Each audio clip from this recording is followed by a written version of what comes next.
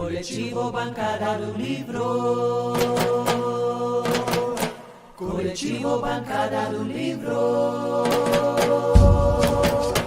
Coletivo Bancada do Livro. Coletivo Bancada do Livro. Bom dia, boa tarde, boa noite, né? Eu não sei exatamente que hora que você está vendo o nosso vídeo, não é isso? Bem, nós vamos nos apresentar, vamos apresentar esse espaço no qual nós nos encontramos e depois a gente vai falar do que nós queremos conversar, né? Hoje nós teremos uma presença incrível que está para chegar, aguardem. Pois bem, eu me chamo Flávia, eu sou professora da Universidade Federal de Uberlândia, do curso de Direito. Eu ministro aulas de Direito das Famílias, Diversidade Sexual, mas também trabalho com extensão e pesquisa no foco do enfrentamento à violência contra as mulheres mais direcionadamente, né? A gente tem projetos, inclusive, que atendem mulheres e tudo mais, tá? E, bem, onde é que nós estamos? Nós estamos no Coletivo Bancada do Livro, um canal destinado à informação, destinado a trazer conteúdos importantes, conteúdos que agreguem, sabe? Aqueles conteúdos que você vai sair daqui com alguma coisa a mais, né? E isso é super importante. Então, olha, eu vou pedir para vocês darem um like, para vocês curtirem, por favor. Sabe por quê? Porque hoje nós vamos falar de um tema incrível, que é a equidade das mulheres, né, o direito, a igualdade, a equidade das mulheres na jornada de trabalho, com uma pessoa especialíssima, uma amiga querida, mas além de uma amiga querida, eu quero dizer para vocês que é, sem sombra nenhuma de dúvida, a maior defensora das mulheres que a gente tem nessa cidade. Uma incansável, uma imbatível, uma guerreira, uma maravilhosa. Vem para cá, Cláudia Guerra! Oi, que delícia estar aqui com você, Flávia. Parei o carro, porque você sabe que o batidão, né, sai de uma atividade e entra em outra, e aí para falar em mundo do trabalho, é bem a nossa cara isso, né? Não sai é? de uma, entra noutra, chega um pouquinho atrasada, enfim.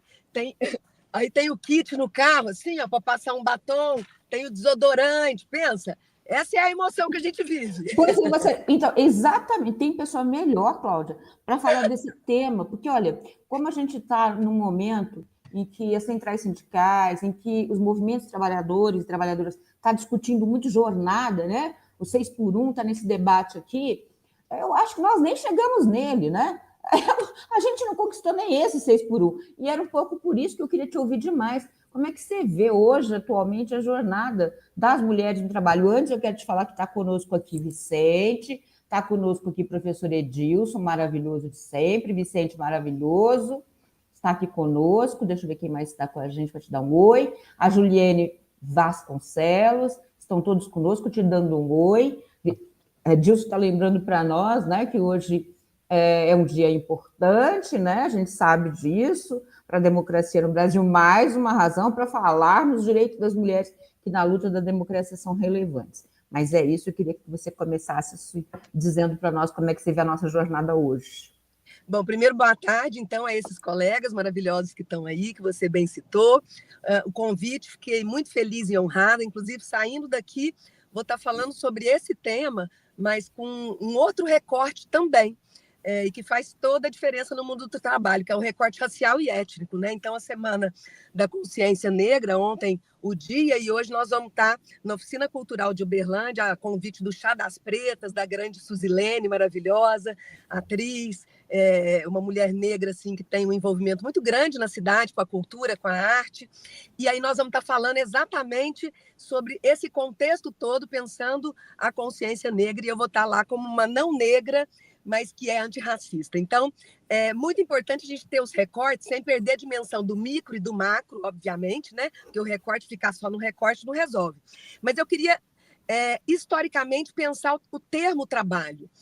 O termo trabalho vem de tripadium, que significa, era aquele cabresto, né, que o gado usava, e que, se a gente pensar a antiguidade antes de Cristo, o trabalho é algo vil, é algo que degrada o sujeito. Então, ele estava restrito a escravos, às mulheres, né? e aquelas pessoas que não valiam nada na sociedade. Quem tinha poder, quem valia alguma coisa, se dedicava à arte, à filosofia, né? A outros babados. Então, o trabalho não começa vinculado com essa história que o capitalismo transforma o termo e a conotação ideológica. Ele começa como algo vil, degradante, labor, né? Vem de sofrimento. Depois, com o tempo, historicamente falando, e com o capitalismo, que vem todo esse arcabouço ideológico de que o trabalho dignifica o homem, e aí eu acrescento o homem e a mulher, né? De que o trabalho enobrece, de que ficar à toa é a oficina do diabo. Isso vem no processo histórico e que hoje a gente tem aí essa questão, essa concepção de que quem não trabalha está à margem, então é marginal, não merece reconhecimento, enfim.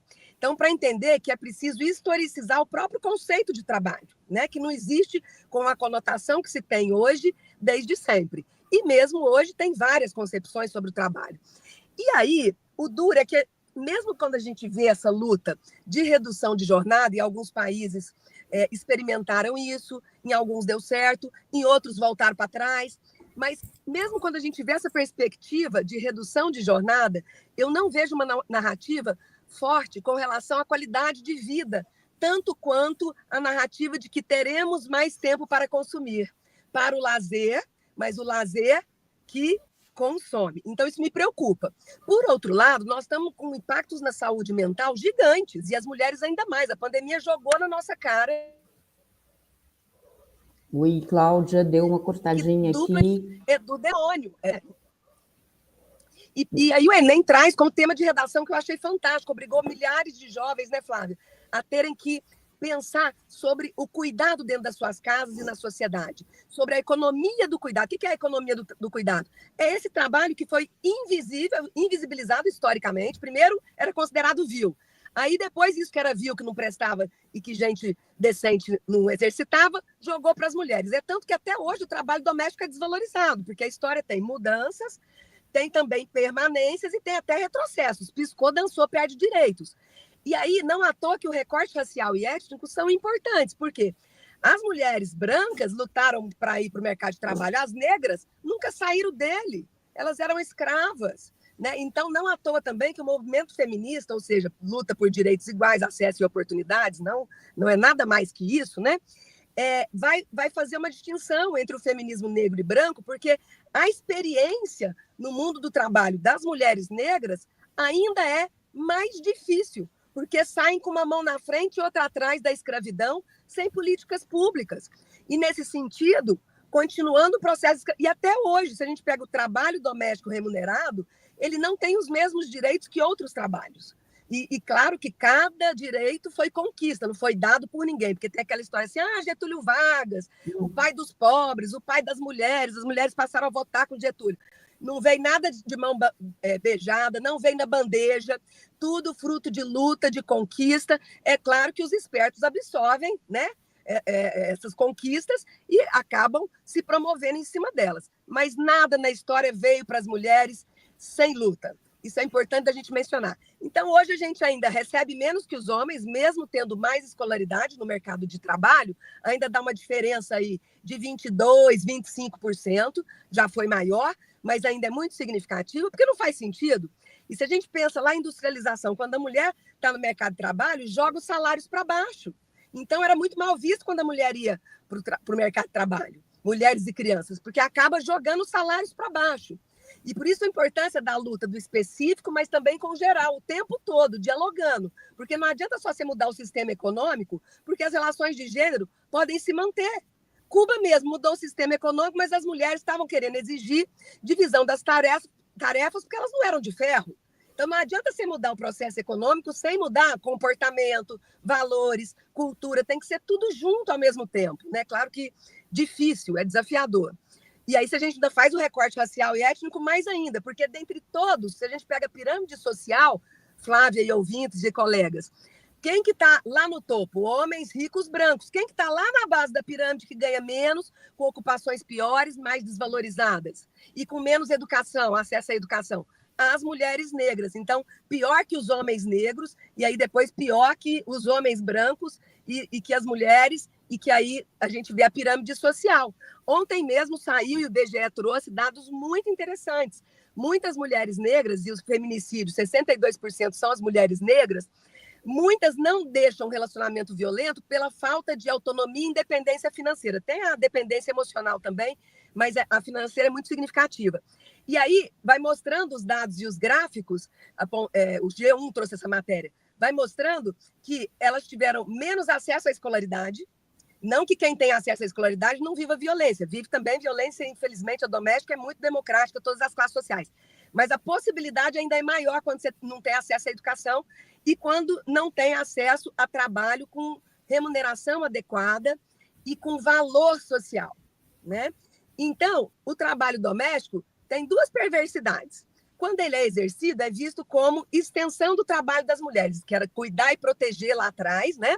Restrito ao lar. Mas quando ele é remunerado, ele é mal remunerado, porque é coisa de mulher, entre aspas, nas construções de gênero. Lembrando que construções de gênero, eu estou aqui falando do que a gente inventa para lugares de homens e de mulheres, representações sociais de homens e de mulheres, o que pode, o que não pode, tudo a gente inventa socialmente, historicamente, culturalmente.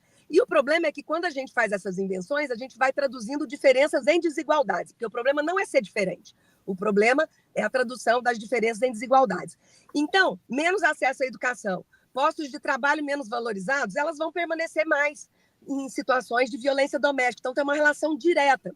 E aí, quando a gente fala, o Domênico De Masi traz essa coisa da sociedade do ócio, né, do lazer, do amor, né, a gente ter tempo para amar mais, para ouvir uma música, para a cultura.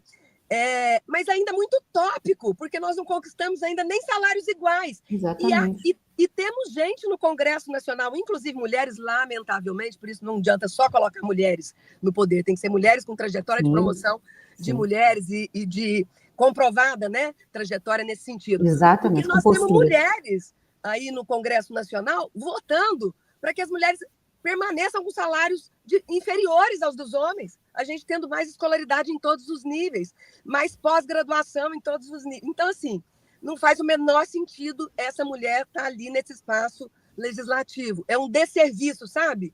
É claro que tem muito mais mulheres bacanas e que promovem mulheres, mas é um desserviço, porque ver uma narrativa do antifeminismo me dá vontade de perguntar assim, filha, você só pode estar hoje na política graças aos movimentos feministas, né, filha?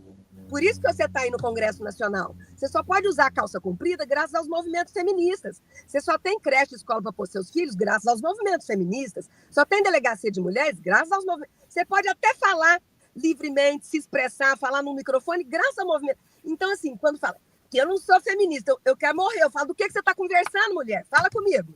Enfim, nem sabe, né? Nem sabe. Não é? Então, essa redução de jornada, eu acho que ela é muito interessante, mas nós ainda estamos longe dela, porque claro que a gente pode, ao mesmo tempo, lutar por direitos, salários iguais, ocupação dos postos de poder, que as mulheres ainda são minoria, por isso que o assédio sexual é muito forte, muito mais dos homens com as mulheres do que o inverso, né? Porque eles estão mais nos postos de poder, mas a gente tem que, ao mesmo tempo, fazer essas várias lutas, né? Da redução, mas ao mesmo tempo do que a gente ainda não conseguiu em termos de igualdade, porque jurídica tem, o problema não é jurídico, o problema é na prática, né? É traduzir, eu falo, transformar o que é de direito em fato, em realidade, né? Então, acho que isso é fundamental para a gente pensar esse tema. Eu sou a favor, sim, talvez um meio termo, é preciso ouvir a sociedade, talvez valha a pena um plebiscito, né? Ouvir a sociedade, porque a sociedade tem também o microempresário, a microempresária. Será que vão dar conta dessa redução? Né? Da onde que vão tirar? Então, tem que ter uma conversa ampla, sabe, Flávio? Não pode pensar só num segmento, numa categoria, mas, a princípio, vejo com bons olhos, onde essas iniciativas aconteceram, foram interessantes no sentido das pessoas terem mais condição de estar com a família, de ter lazer, do ócio criativo, e não necessariamente para o consumo, porque aí é, de novo, né, a lógica econômica. Né? Pode ser também para o consumo, mas que não seja esse o enfoque. Né? Que o enfoque possa ser qualidade de vida. A gente tem sido muito impactada na saúde mental, com dupla, tripla jornada de trabalho, e às vezes a mulher não tem que fazer, mas é ela que manda fazer, e mandar fazer também dá trabalho. Né? Então, não dá para ficar o tempo inteiro. Menino, levanta a tampa do vaso, porque senão você vai urinar em cima, a hora que eu for sentar, tá cheio de xixi. Né? Então, dá trabalho ficar atrás também, mandando fazer. tudo leva tempo, né? Tudo é desgaste. E são as mulheres que, predominantemente na nossa sociedade, cuidam dos idosos, cuidam dos doentes, são as mães atípicas, mães de crianças com deficiência.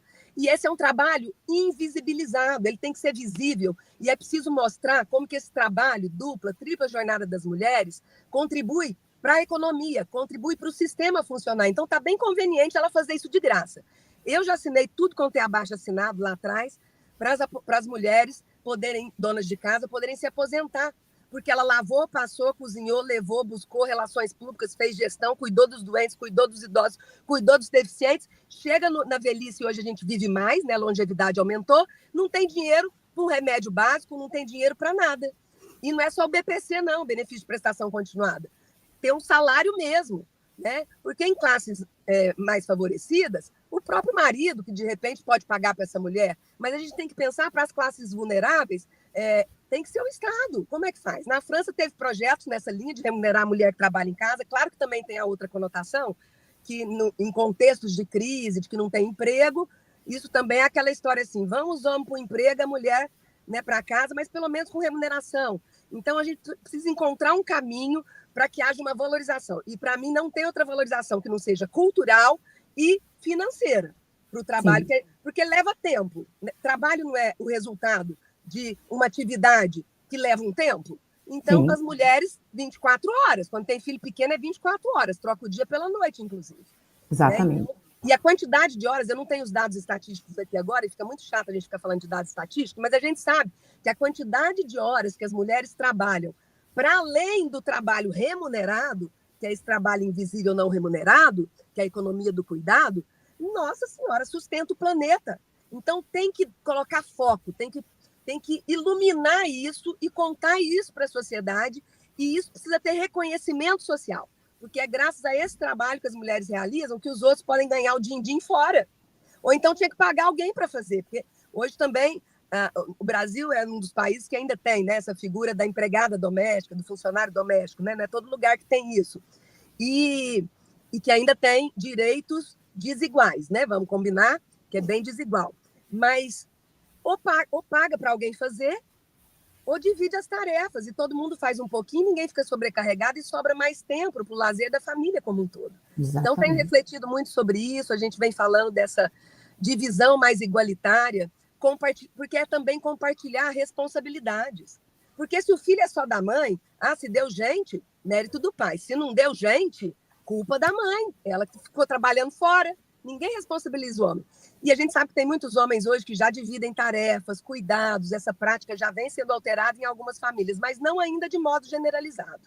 Né? E isso não é ganho, não é conquista, isso é ônus. Ser Mulher Maravilha, não, eu não quero. Você quer, Flávia? Nem um pouco, nem um pouco. Vou aproveitar agora para ler para você uns comentários que nós temos. Bom, o Dilson está dizendo aqui para a gente, olha, querida vereadora, eu continuo preocupada com essa situação de você interagir live dentro de veículo. Tome cuidado, por favor. Ele disse isso. Eu estou paradinha, tá? Aqui, ó, as mãos. Eu estou estacionada. Tá bom, Vicente também te mandou um beijo, um abraço imenso. Lembra de você ter encontrado com você na OAB para falar sobre as pessoas com deficiência. A Júlia também agradeceu muito aqui. E o Dilson colocou alguns pontos para a gente que eu vou aproveitar e falar para você comentar. Ele diz o seguinte, olha, o trabalho doméstico está no âmbito das atividades afeitas à produção e reprodução da força de trabalho, sem o que não existe produção. Historicamente, portanto, esse tipo de trabalho não é remunerado, pouco reconhecido e injustamente delegado por construções históricas e culturais às mulheres. E esse me parece ser o pano de fundo. Entretanto, tem havido graças às lutas sociais e de inspiração sindical, socialista e comunista, assim como social-democrática, alterado, ainda que em ritmo diferente do que gostamos, pelo qual lutamos. Em outras palavras, há uma maior divisão social também entre gêneros na esfera do trabalho doméstico, que a divisão deveria ser paritária. Esse deve ser o lema correto. Temos também Betânia aqui dando um beijo, mandando um beijo para você, dando um oi, dizendo que está aqui com a gente, né? E por fim, Edilson disse também que o menor tempo de contribuição previdenciária para as mulheres, de certa forma, amparado no reconhecimento de que, historicamente, elas trabalham em outras atividades, possam se aposentar com menor tempo de contribuição. Tem assumido uma janela extra na esfera do trabalho doméstico desigualmente distribuído, quer dizer, quase que uma justificativa, né?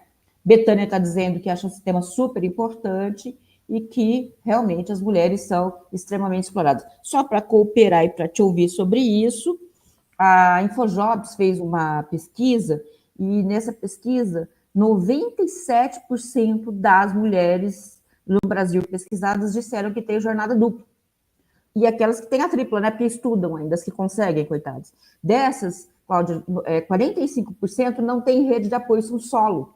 São mulheres sozinhas com os filhos. 45%. Nessa mesma pesquisa, 88% dizem que fazem o mesmo trabalho e ganham menos que os homens. Então, assim, por isso que eu acho importante tudo que você está trazendo para nós aqui, a nossa audiência junto, que esse debate, quando a gente fala em jornada de trabalho, precisa vir junto com esse debate, que eu acho ótimo, acho oportuno, como você bem disse, 6x1, 5x2, não sei, vamos conversar, mas que entre neste debate as jornadas do trabalho doméstico da mulher. Isso precisa ir para... Não está vindo, Cláudia. Por que a gente tem visto os movimentos sindicais, todos eles falando sobre isso, mas ninguém fala desse tema, ninguém não traz isso para a luz? Por quê?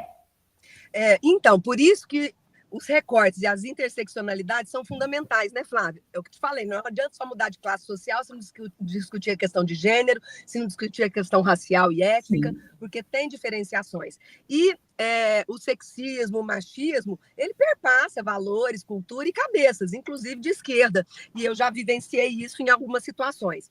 Mas olha que bacana. Primeiro, quero mandar meu beijo para o Vicente, para a Betânia, saudade linda, para o Edilson, que sempre traz contribuições bacanas.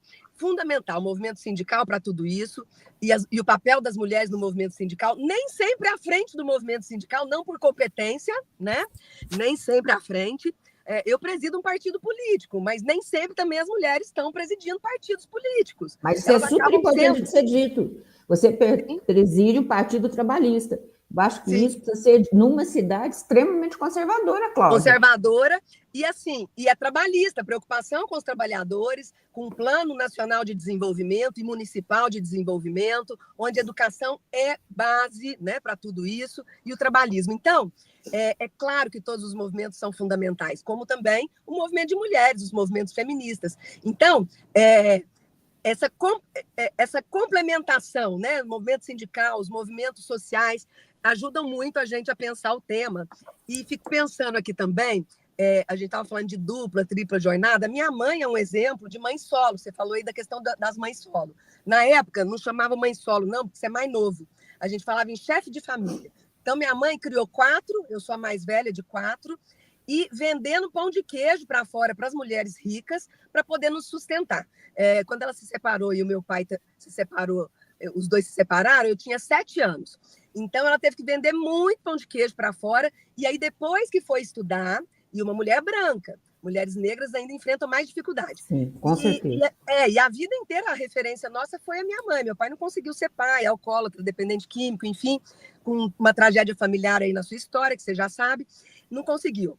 E vendendo pão de queijo. Aí que ela foi estudar, fez serviço social. Então, olha como que o estudo muda a vida. Aí ela pôde prestar concurso na UFO, então ela é aposentada hoje da UFO, ela começou na escolinha, na ESEBA, e depois foi para a parte técnica quando ela formou em serviço social. Então, olha como que o estudo e a independência financeira são fundamentais para sair de contextos de situações domésticas conflituosas, difíceis, né? Então, o exemplo da minha mãe, e que foi mãe solo, que a gente chamava chefe de família, e uma loucura, bem, porque a gente sentava, eu estudei no Enéas Guimarães, que hoje nem tem mais, né? Ali é museu agora.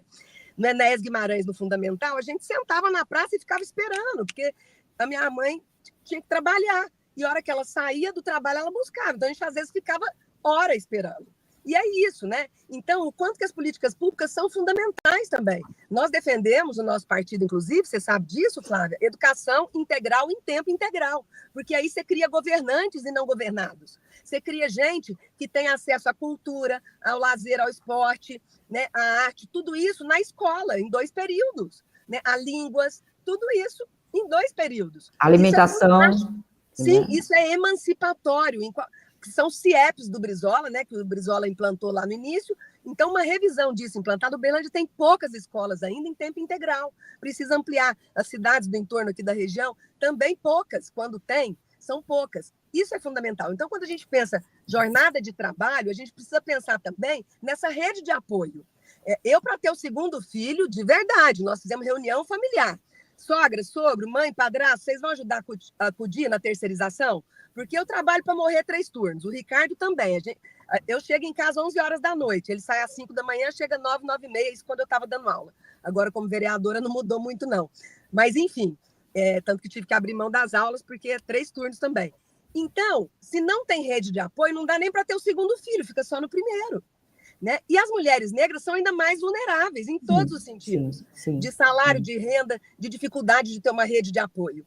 Né? Então, eu faço um trabalho na comunidade das Torres. Gente, se venta forte e chove um pouquinho, é telhado voando. Telhado eternite, porque é tudo barraco, voando. Como é que essa realidade é a mesma que a nossa, que tem uma casa que não vai vazar chuva dentro dela? Somos pessoas privilegiadas. Né? Com tudo que a gente ainda tem que lutar para conquistar, nós somos uma classe média, pelo menos. Sim. Né? Então, somos brancas, né, Cláudia? 2 brancas aqui falando, né? Sim. Então, é muito importante. E aí, os brinquedos, as brincadeiras, a sociabilidade dentro de casa, no espaço da escola, precisam ir sendo, desconstruindo essa visão muito tradicional de gênero, de construções de masculinos e femininos.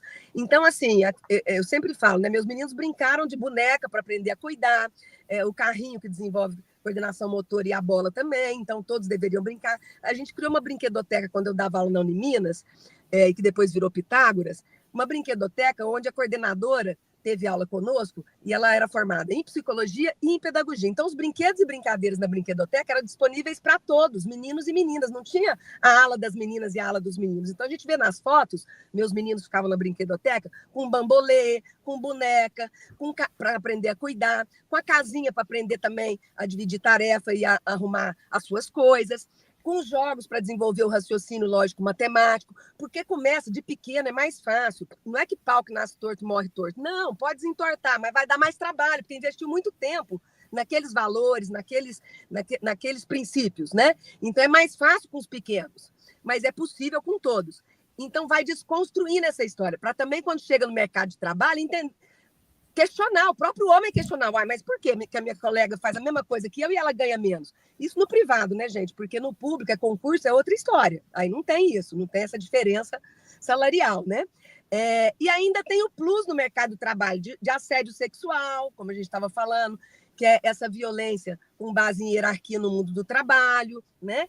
Aí você vai pegar um ônibus, tem a importunação sexual, é o sujeito se masturbando e olhando para você, encoxando no ônibus lotado.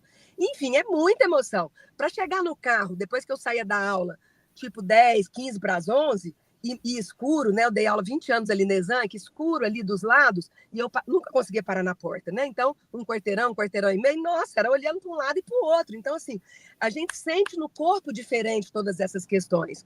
Outro dia eu fui dar um curso na Coca-Cola, porque eles queriam concorrer ao prêmio Equidade de Gênero, Raça e Etnia. Eu falei, beleza, então nós temos que falar com CEOs, com o chefão lá em cima, porque senão não adianta. Aí você consegue, né, boas práticas, implantar uma ouvidoria para assédio sexual, ter um lugar de amamentar, porque é direito das mulheres amamentarem, não serem mandadas embora, né? É direito, né? Aí você começa a ter práticas, e aí pôr as mulheres em cargos de chefia. Tem a Souza Cruz em Uberlândia, lamentavelmente, eu tenho notícia, e não sei se isso permanece, que na hora de mandar embora, mandam as mulheres embora. Porque, afinal de contas, elas amamentam, menstruam, engravidam. Opa, ela não fez sozinha, não. Tem um espermatozoide que nadou até o óvulo aí, que não é dela.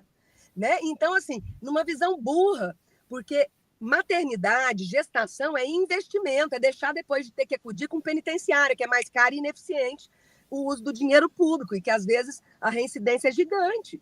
Então, é investimento. E eu não sei de filho que fez com o dedo, não. Teve um óvulo ali e um espermatozoide, né? 2 partes. Exatamente. Então, Flávia, ainda existe essa cultura no mundo do trabalho que é lamentável, é um desserviço. E aí, quando a gente vai para o legislativo e a gente tenta aprovar legislações e não consegue, porque essa visão está lá também, nossa, aí é para morrer. Eu estou tentando pôr na pauta, e eles não põem de jeito nenhum, aumentar a licença paternidade já é um projeto de lei nosso, licença paternidade dos servidores públicos, porque eu só posso, como vereadora, mexer com o município.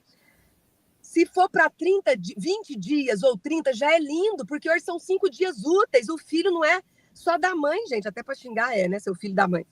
O filho é da mãe, do pai, é do Estado com as políticas públicas, do legislativo com as leis, com a fiscalização, é da família toda. Mas nós não ampliamos ainda essa concepção. Então, eu tenho esse projeto. Tem projeto também de que no mundo do trabalho, se a mulher está no mesmo espaço que o homem e ele é autor de violência dela, ela não vai ter prejuízo nenhum e ele é que tem que ser deslocado e ela que tem a preferência em falar onde é que ela quer ficar. Já teve situação concreta disso na prefeitura, tá? Então, assim, a gente vai pensando leis porque a gente conhece na prática o que pega, onde é que o bicho pega, e pega muito no mundo do trabalho. Pega muito. Olha, mais comentários aqui. A Betânia está dizendo que você está super correta e que a gente precisa avançar e incorporar essa discussão dos movimentos das mulheres negras nas questões das escalas 6x1, porque né, não está sendo debatido e isso precisa entrar nesse debate. Né? Inclusive porque os salários delas são ainda menores do que das mulheres em geral e as ocupações piores e o acesso à educação pior. Exatamente. Se a mulher branca recebe 22% menos que o homem branco, a mulher negra recebe 50 e poucos por cento menos. Está pior ainda, se a gente né? quiser ampliar ainda mais, a gente pode pensar PCD, pessoa com deficiência, Sim. A gente pode pensar LGBT+, Sim. Porque muitas mulheres, e aí mulheres trans, nem sequer conseguem no mercado de trabalho alguma vaga, né?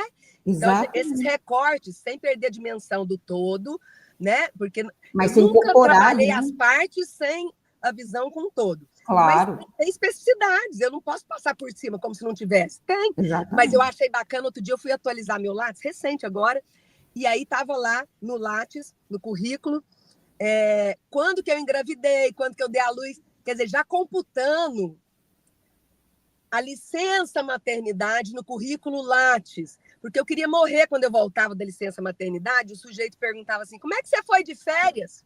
Tinha vontade... O meu dar na cara é simbólico, tá, gente? Porque eu sou da cultura da paz. Mas a minha vontade era dar na cara.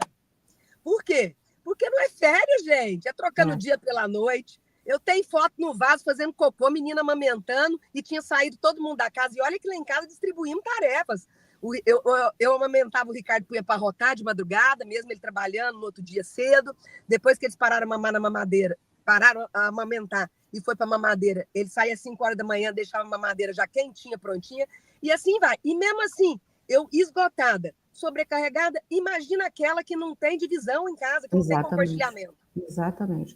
Olha, a Juliene está dizendo o seguinte, 2 coisas importantes. Primeiro, ela está dizendo que se lembra da brinquedoteca do tempo da Uniminas, que adorava. Ai, que delícia aí, ó. Ninguém me deixa mentir sozinha, adoro. Pois tenho provas. Se lembra. E ela está dizendo uma coisa importante que eu acho também, sabe, Cláudia? Ela está dizendo, olha, os desafios da mulher que consegue participar de gestão das instituições públicas são gritantes. E muitas vezes, inclusive, intransponíveis. Como que uma mulher pode ousar os espaços cuja organização não é pensada para elas? Eu quero aproveitar para falar de uma situação importantíssima aqui com você.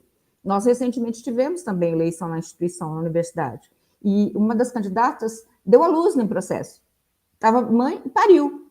E ela foi vítima de assédio materno. Quer dizer, como assim você é candidata com um filho pequeno, grávida? Como é que você usou? Você tinha que estar em casa cuidando de filho. Numa universidade pública, candidata reitora, venceu, ainda bem. Eu acompanhei essa história e fiquei bege, quase rosa chiclete. Só para você entender do que ela está falando, é muito sério. Os dados, e você citou um caso gravíssimo, que é o assédio. Né? Essa pesquisa da Infojobs também constatou que 60% das mulheres já relataram algum tipo de, sabe, ou é o cliente que assediou, ou é o chefe, ou é o colega. E no transporte, Cláudia, 97% das mulheres. Então, o transporte não é preparado para as mulheres irem trabalhar, o ambiente de trabalho não é preparado, as organizações não são preparadas. E aí pergunta, a Júlia muito bem, né? Como é que a gente pode ousar ocupar esses espaços que não são pensados para nós? Olha, eu ousei e estou num desses espaços. E vou te contar, nem a arquitetura é feita para nós. A Câmara tem pedrinhas, que é lindo. Mas para mulher que tem salto, eu já deixei taquinho ali, ó, muitas vezes. Agora eu só compro grosso, porque é menos chance de ficar, né, o taquinho ali. A UFO não também. É feito pra gente. É para escorregar. Hã? A UFO, do mesmo jeito. Lembra? Pode ver as calçadas da UFO. Se você está de salto, você não anda lá. E a cidade também, a mobilidade urbana, a cidade também não é feita para a gente andar, não. Então, assim, salto é difícil, né? E aí, para as pessoas também, para PCD, pessoas com deficiência, para quem está empurrando um carrinho, é muita emoção o deslocamento, a mobilidade urbana nessa cidade. Não é feito para a gente, mas a gente vai ocupar, sim, esses espaços e eu estou lá.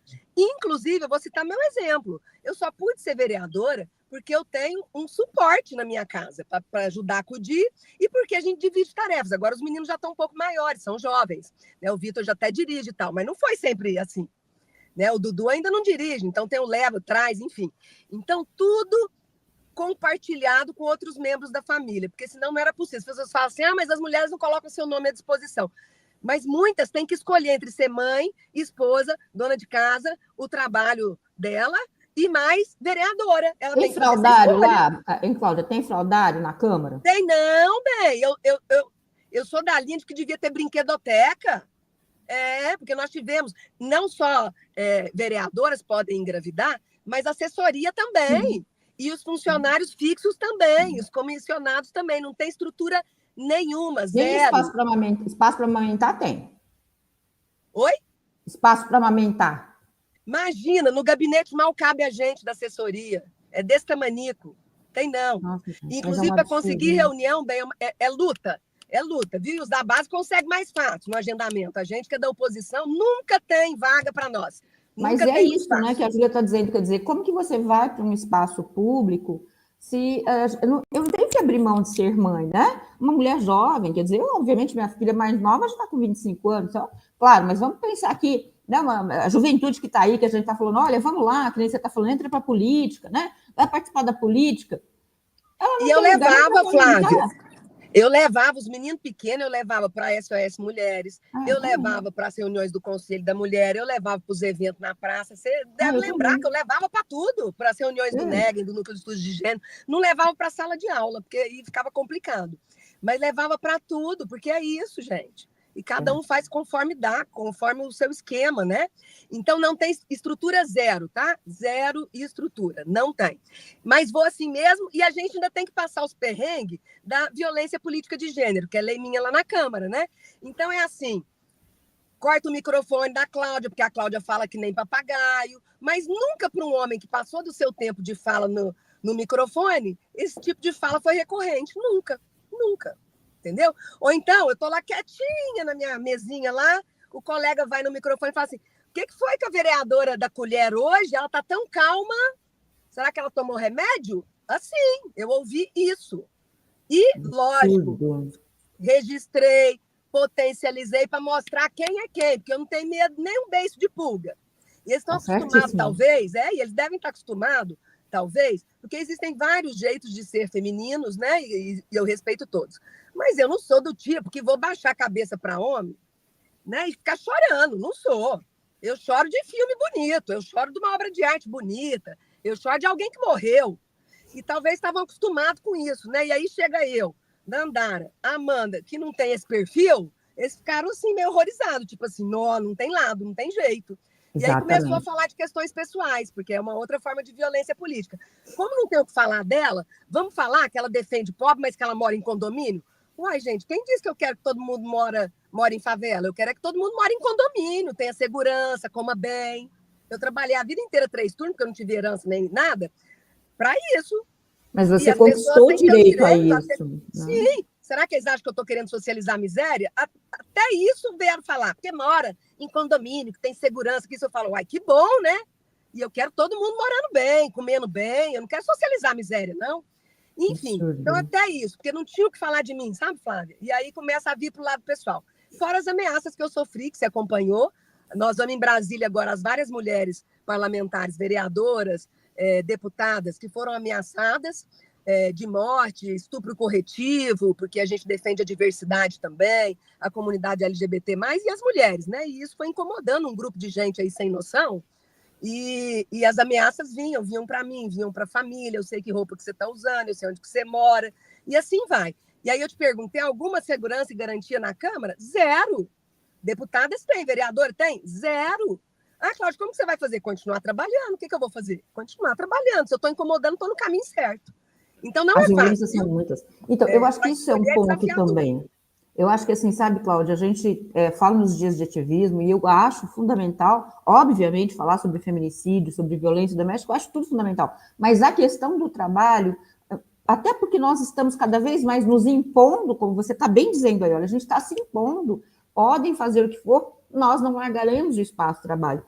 As violências no trabalho precisam entrar nos dias de ativismo. Nós precisamos falar de que é uma violência as duplas e triplas jornadas, de que é uma violência ganhar menos, de que é uma violência os assédios, de que é violência importunação no trabalho, de que é violência você sair de licença maternidade e voltar e ser humilhada.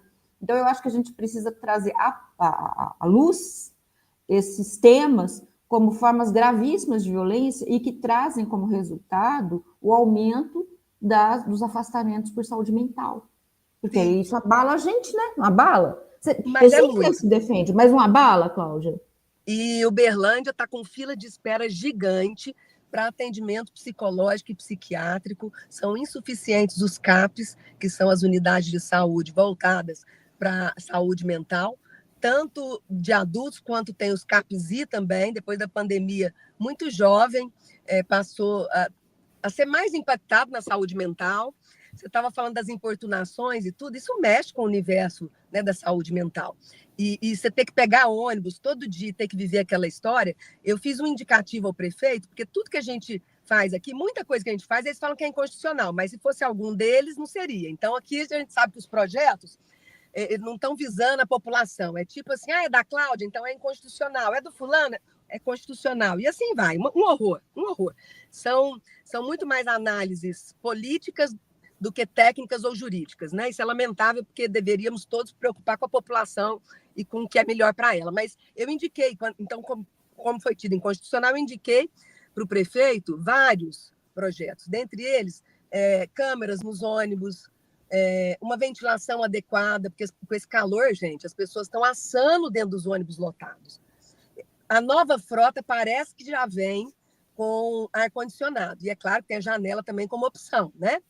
Mas a frota antiga, então as pessoas estão assando, já chegam cansadas e suadas no trabalho.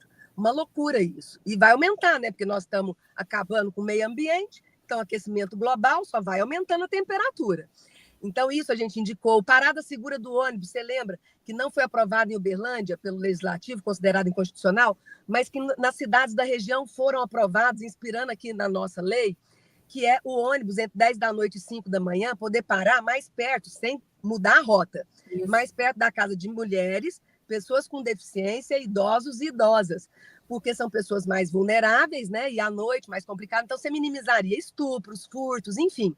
Sim. Mas nada de ser aprovado aqui em Uberlândia. Então, indiquei para o prefeito. Eu já fiz mais de 50 indicações para o prefeito. Ele nunca me respondeu uma. Tipo assim, Gente, vou fazer ou não vou né? fazer. Nenhuma. Zero. Absurdo. Mas eu faço minha parte, que é indicar. A Juliane está dizendo para a gente que também acha que adoece muito, que enfrentar a masculinidade na relação de trabalho que é cotidiana adoece, faz sofrer, né? Porque você vai perdendo um pouco dessa motivação de ir para o trabalho. Porque você vai para o trabalho sabendo que você vai ser humilhada, você vai para o trabalho sabendo que vai ser assediada, né? Aí você sabe que você vai voltar ao trabalho, você vai ter que continuar trabalhando. Então, eu acho que esses elementos, esses fatores são muito violentos, Cláudia. É uma violência muito forte. Sim. Eu recebi muita demanda e entrei no Ministério Público por assédio moral a algumas categorias dentro da prefeitura. Categoria de zoonoses, Flávio, o pessoal aumentou a jornada para 8 horas. Você sabe que o Uberlândia tem vários vãos e é de sol a sol. Nem o protetor solar eles dão, a pessoa que tem que levar. E se ela mistura na bolsa, eles falam que está errado, que não pode. A água também. Eles não têm ponto de apoio, as mulheres e os homens todos, para urinar, para defecar, e no caso das mulheres, infecção urinária, porque não tem também onde trocar absorvente, e nem urinar, tem que ser na rua. E se faz na rua, leva advertência, mas não existem pontos de apoio. Olha que loucura. Isso, para mim, é contexto análogo à escravidão. Eu entrei no Ministério Público, está rodando, e muita perseguição. Esse governo persegue servidor que não pensa como eles ideologicamente, ou que se coloca de um outro jeito, são perseguidos. E isso é crime, a gente sabe. Claro, assédio moral. Então, eu tenho recebido várias, antes falava síndrome de Burnout e tal, mas hoje já ampliaram o nome para essa questão. Mas eu tenho recebido muita gente no gabinete e principalmente mulheres, porque, olha, já tem dupla, tripla jornada, às vezes o marido já não é aquela pessoa bacana dentro de casa, e aí num trabalho perseguição, e eles são terríveis, eles deixam a pessoa toinha num canto, e é muita humilhação, ou então põe a pessoa, por exemplo, você trabalha de um lado da cidade que é perto da sua casa, põe você do outro lado da cidade, tudo como punição, porque às vezes é concursado, você não pode mandar embora.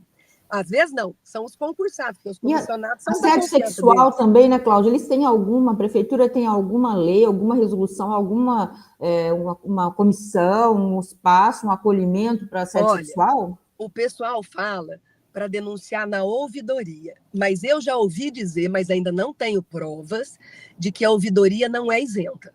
E eu acredito que não seja. Mas até que eu tenha provas, eu não posso afirmar. Mas precisava de um espaço de acolhimento antes da ouvidoria, né? Porque muitas vezes a mulher ela quer ser ouvida. Na relação de trabalho, quando uma mulher... Tem os médicos do trabalho. E eles fazem esse acolhimento lá, será? O que eu mais recebo de demanda com relação à violência institucional com os médicos do trabalho, você não tem noção. Mentira. Você sabe que É você uma tocou num loucura. ponto que eu acho super importante, não sei se eu acho que talvez a prefeitura pudesse até ajudar, não sei, porque eu me lembro de ter ido olha só, num posto da prefeitura de saúde familiar. E o que era a O questão? BSF, O Unidade Básica de BSF, Saúde da isso, Família. para falar com mulheres gestantes, sobre direito trabalhista de gestantes. E aí, conversando ali, uma delas colocou um assunto super importante. Ela falou: olha, ela podia se ausentar, né, durante a gestação, uma vez por mês, para ir fazer a consulta.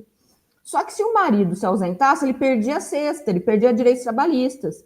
E ele queria ir. Tinha um marido lá, ele falava assim: não, eu queria ir, mas eu não posso. Aí, olha que legal. A própria funcionária, que era da prefeitura do BSF, falou: não, mas nós estamos fazendo uma campanha para os pais virem. Ele falou: sim, mas como que eu venho?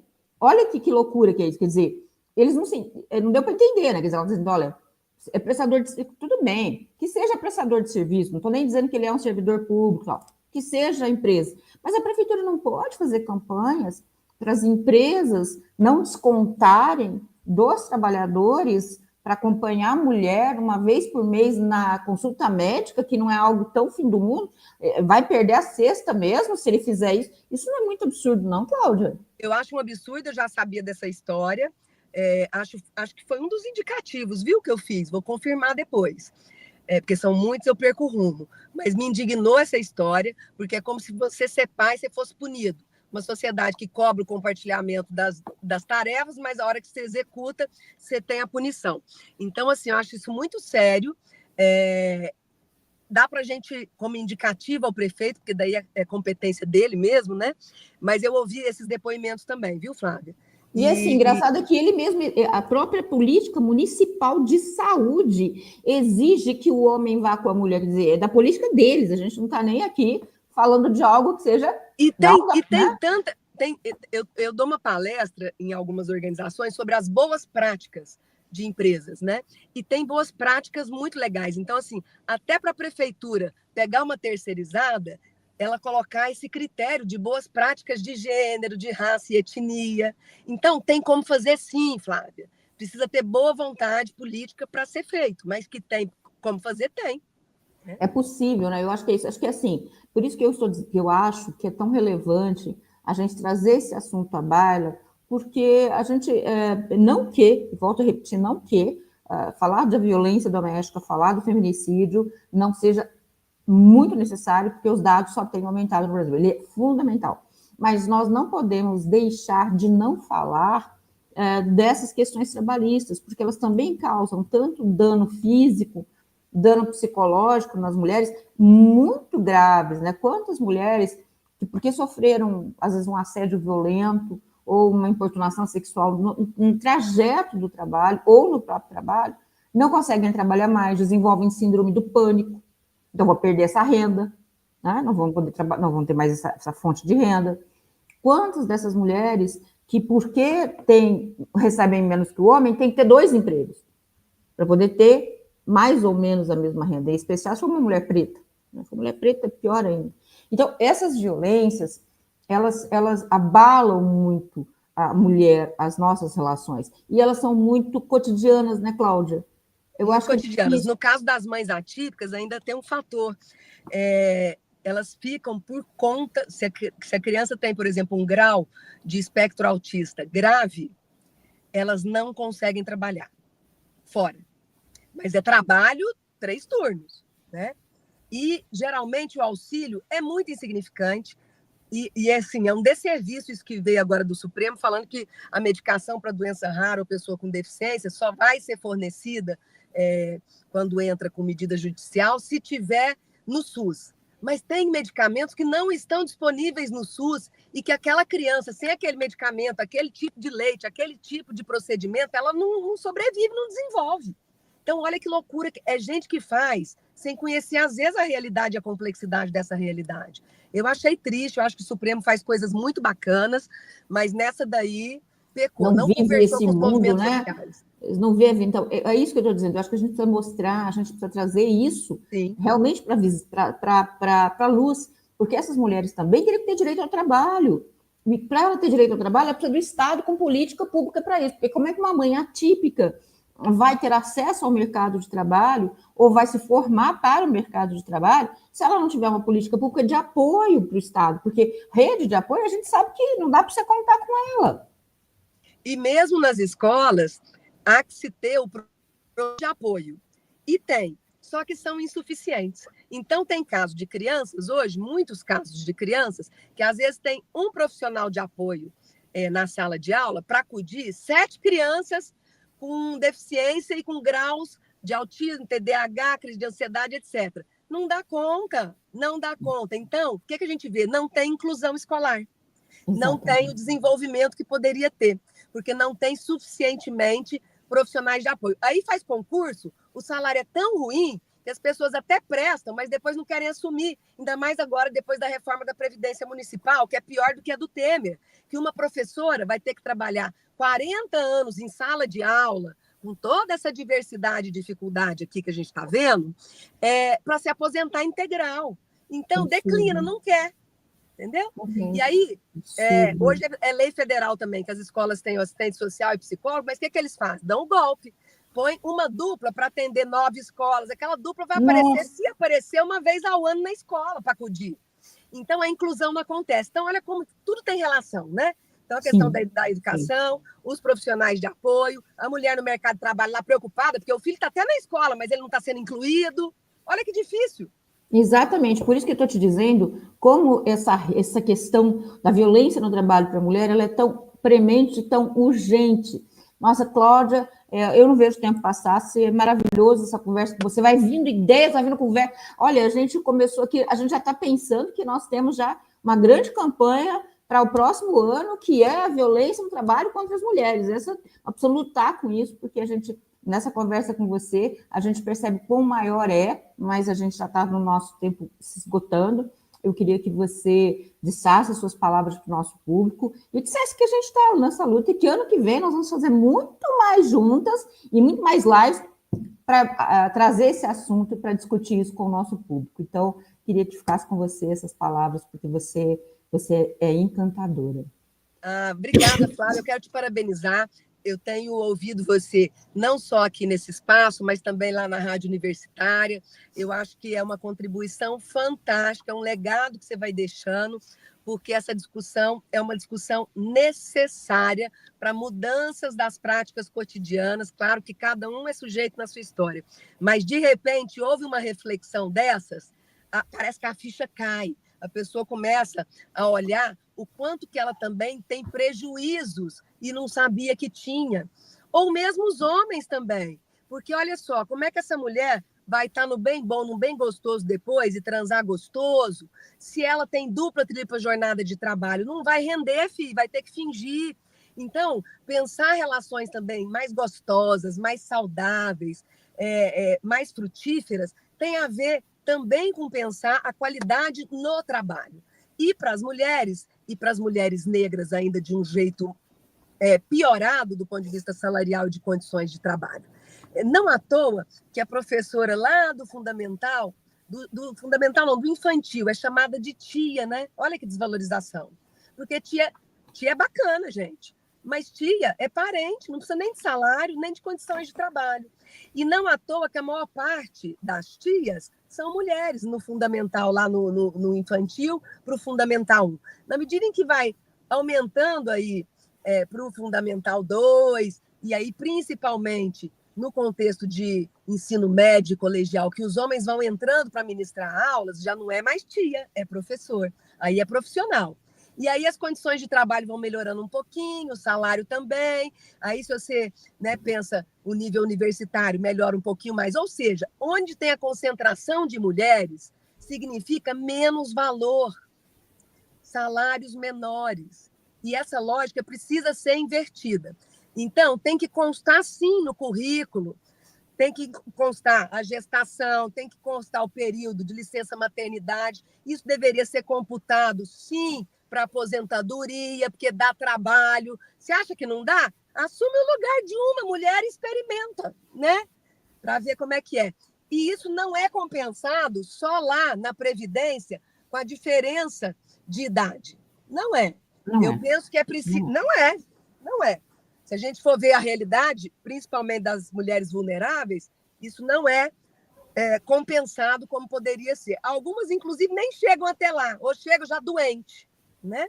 Então, se a gente for pensar a zona rural, então, porque, né, a mulher na zona rural é desde sempre, né? Então, assim como a questão da escravidão atrás, das mulheres negras. Então, levar em conta esses recortes raciais, étnicos, de gênero, de pessoa com deficiência, a questão do etarismo, porque também a mulher de cabelos brancos, os meus devem estar tudo brancos, mas eu tingo, então não tem noção. Os seus estão lindos. Um preconceito com essa mulher no mercado de trabalho, né? Fala assim, não, dá para trabalhar depois que aposenta. Mas quem que pega essa mulher? Entende? Então, e assim, mesmo que ela tenha uma aposentadoria, essa aposentadoria, às vezes, é ínfima para a sobrevivência. Ela precisa continuar trabalhando. Então, às vezes, não é luxo, não, às vezes é necessidade, né? E a gente poderia pensar por habilidades e competências, e não por tarefas de homens e de mulheres. Então, uma mulher mais madura, ela numa função que requer mais paciência, né? Então, é pensar habilidades e competências. Tem lugar para todo mundo nessa história, né? Algumas pessoas vão para o mercado de trabalho querendo estabilidade, outras querem movimento o tempo inteiro, né? Então, tem expectativas diferentes no mundo do trabalho, tem toda essa diversidade, mas é preciso considerar também o etarismo, que eu acho que é importante a gente falar uma vez, que a metade da nossa vida hoje vai ser depois dos 50 anos, algumas vão até 60, 70, 80, até 100. É verdade. Então, metade da nossa vida. A gente nem falou aqui de um tema que é fundamental e que impacta no mercado de trabalho, o clima. Oi, Cláudia. Matéria e menopausa, 45, isso. 50 anos. Eu passei a correr, e não ia conseguir trabalhar, me deu pânico, eu parei de dormir. A gente nem falou disso. Vamos um dia falar de climatéria e menopausa? Vamos falar de climatéria, menopausa, menstruação, todas essas questões que também tornam violento o trabalho, porque a gente não pode nem falar as mulheres com cólica, as mulheres com os calores. Então, nós vamos um dia trazer isso, vamos trazer. E vamos fazer esse compromisso, Cláudia, ano que vem, nós vamos falar muito mais sobre isso. Fiquei muito triste de você não estar mais na cama, mas eu dizer que eu vou ficar alegre, porque eu vou ter mais você em outros ambientes. Então, a luta ganha também, não tem problema nenhum, estou feliz do mesmo jeito. As pessoas falam assim, perdeu. Eu falo, não, ganhei muita experiência que eu nunca tive desse tanto. E assim, tive voto suficiente, foi o quociente eleitoral que não deixou, né? 7 pessoas entraram com menos votos que eu, então a gente sai também de cabeça erguida, de que as pessoas reconheceram você fez um belíssimo trabalho. Eu queria aqui aproveitar para dizer que seu trabalho foi maravilhoso, dizer que foi um orgulho ter você como nossa vereadora, que você é uma honra para nós, que você nos orgulhou todas as mulheres de Uberlândia. Muito obrigada pelo seu trabalho, Cláudia Guerra. Você foi guerreira, foi heroína. Eu que te agradeço. Eu que te agradeço muito, lindona, vocês todos que estão aí, as pessoas que assistiram. Estou de terceira suplente de deputada, viu? Vai que eles vão para o Tribunal de Contas que estão querendo e eu entro um pouquinho ainda. Pronto. Mas se não rolar, eu vou me candidatar a deputada em 2026. E nós vamos trabalhar para você pode contar com a gente aqui, tá bom? Juntinhas nós duas. Te adoro, sou sua fã, você é uma fofa. Um beijo para você, Betânia, Edilson, Vicente, todas as pessoas que estão aqui nos assistindo. Beijo grande, uma honra, parabéns. Beijo, gente. Até a próxima. Tchau, tchau. Tchau, tchau. Coletivo Bancada do Livro. Coletivo Bancada do Livro. Coletivo Bancada do Livro. Coletivo Bancada do Livro. Livro.